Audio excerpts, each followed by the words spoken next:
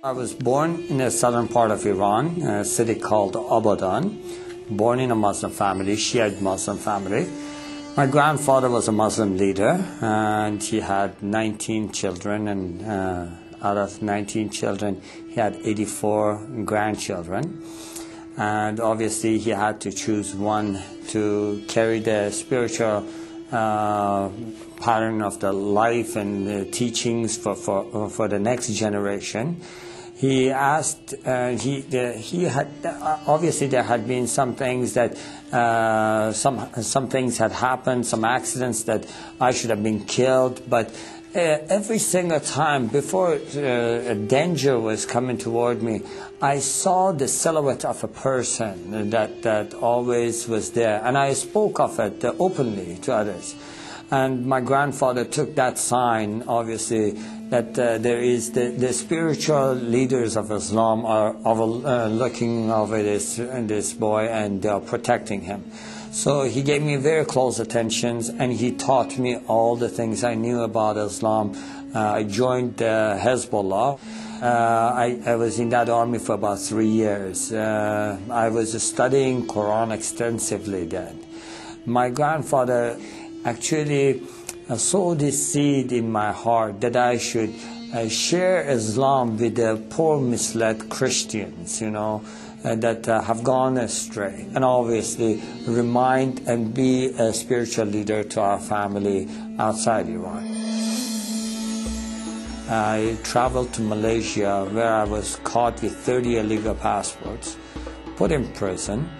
And so I started teaching Islam in the jail, and telling everybody what they must do, what are their duties toward Allah. And so I did this routine every day. I prayed obviously 5 times a day.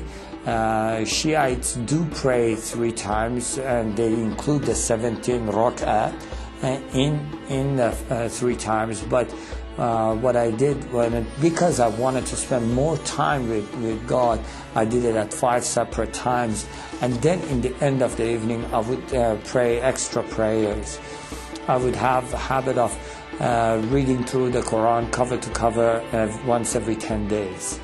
And I had gained the spiritual powers out of Islam. In Quran, they have the Jannah and the spiritual beings. And so speaking to them is not forbidden.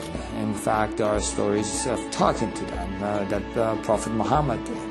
So I had been able to connect to that spiritual realm, and been able to acquire powers out of that. And so I was able to pray for people, especially when people, someone hurt them or someone did something to them. They would come to me and they would ask me to say a prayer, and immediately that person would get sick, have an accident, this kind of things, you know. I was able to close my eyes, tell you what a person is doing in another room.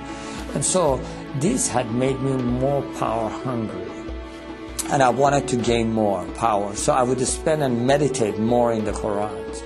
And so as I was doing that one night, I just was meditating in the verses, and there are words in the Quran that are repeated continually, repeatedly, but they have no meanings. They are the secrets of Quran. And so when I was meditating on this, a spirit entered the room, and it was much more powerful than I could handle, or I could overcome. And so I was filled with fear. And so I tried using all the tools Islam had given me. In the name of Allah, I command you to leave, you know. Satan, I rebuke you, kind of things. And I used all those, and nothing was helping. At that moment, I was totally desperate, and I felt like it is choking me, choking the life out of me, and I felt like I'm dying in that cell. And I just cried out to the heavens, and I said, God, in Farsi, Khuda, help me. And immediately I heard a voice, just as clear as you hear my voice today, saying, bring the name of Jesus. And at that moment, I really seriously did not give it 1 second of thought. I feel like going back, I was drowning. A man that is drowning, you throw a rope, they would never question you about the color of the rope. And just grab on. And so I did. I said, Jesus, if you are true, show me yourself.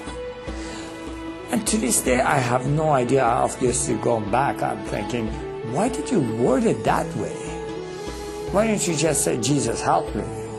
I don't know why, but that's the way it came out.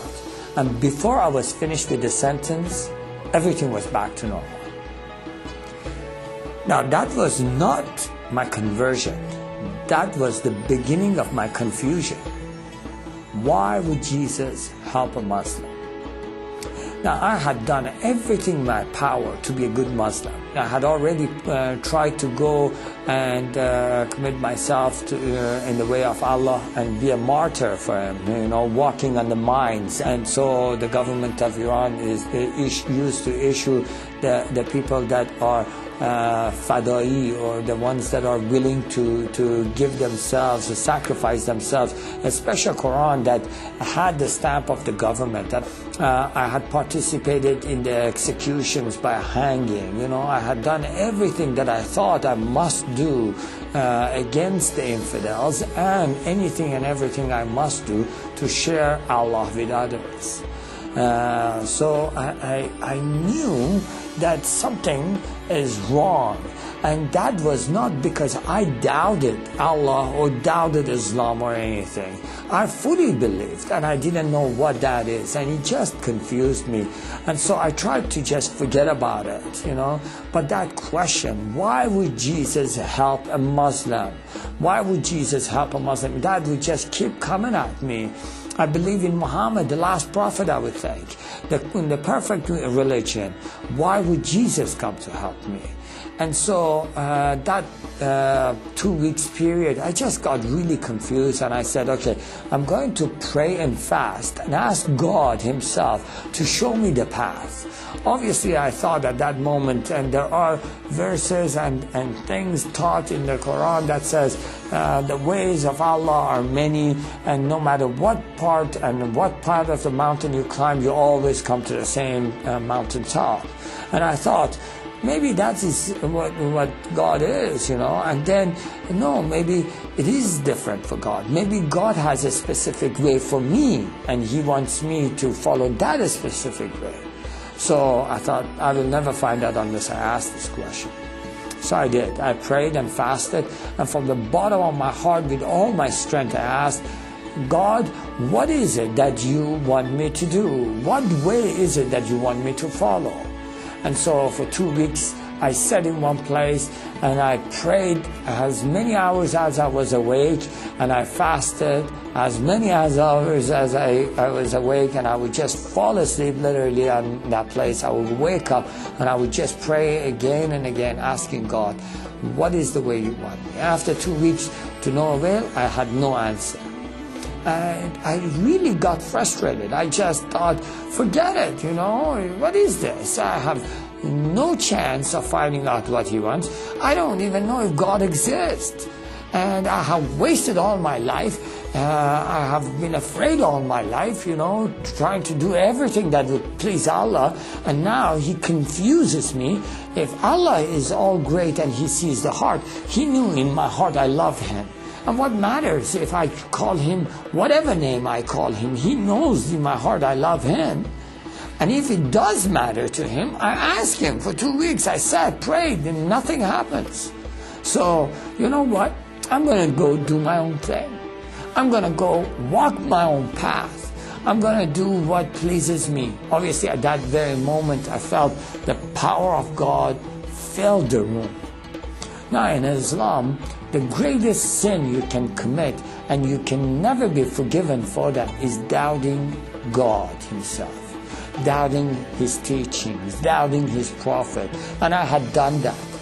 And in Islam, they teach you that Allah never visits, God never visits human beings. I feel, and I know against Islam I have committed the greatest sin that can never be forgiven.